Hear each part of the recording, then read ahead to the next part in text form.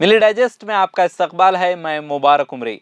नाज़रीन, इजराइल और हमास के दरमियान छठे रोज भी लड़ाई जारी है। इस दौरान इजराइल ने गजा के लिए बिजली, अद्वियात, खुराक, ईंधन और पानी समेत दीगर तमाम सामान की सप्लाई बंद कर दी है, जिससे इंसानी बहरान की सूरत पैदा हो गई है। इजराइल की जानिब से गजा पर फिजाई हमले हो रहे हैं, जबकि हमास की जानिब से भी साउथ इजराइल में रॉकेट दागने का सिलसिला जारी है। गुज़िश्ता रात भी इजरायली तैयारे मुसलसल गजा पर बमबारी करते रहे। फ़लस्तीन की वजारत सेहत ने अपने एक बयान में कहा कि हफ्ते के रोज़ हमास के अस्करियत पसंदों के हमले के जवाब में इजराइल की जानिब से किए जाने वाले फ़िज़ाई हमलों के बाद से अब तक 1200 अफराद हलाक, जबकि गजा में 5600 अफराद अब तक जख्मी भी हुए हैं।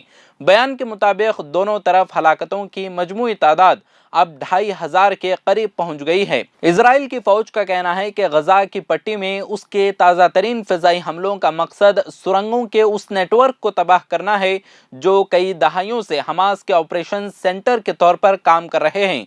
उन्होंने मजीद कहा कि 2007 में हमास के गजा में इक़्तिदार संभालने के बाद से बरसों के दौरान तामीर की गई सुरंगों ने हमास के लिए एमिनेशंस की मुंतकली के साथ साथ इजराइल के खिलाफ मनसूबाबंदी और ऑपरेशन शुरू करने का काम अंजाम दिया है। साथ ही उनका कहना था कि जो कुछ नजर आता है उसके अलावा भी बहुत कुछ है। इजरायली फिजाइया गजा के बहुत से मोहल्लों पर हमला कर रही है। हम जो कुछ भी कर रहे हैं वो हमला करने वाले कमांडरों और हमास से मुताल्लिक तमाम शोबों के सीनियर रहनुमाओं को पहले टारगेट बनाने के लिए है।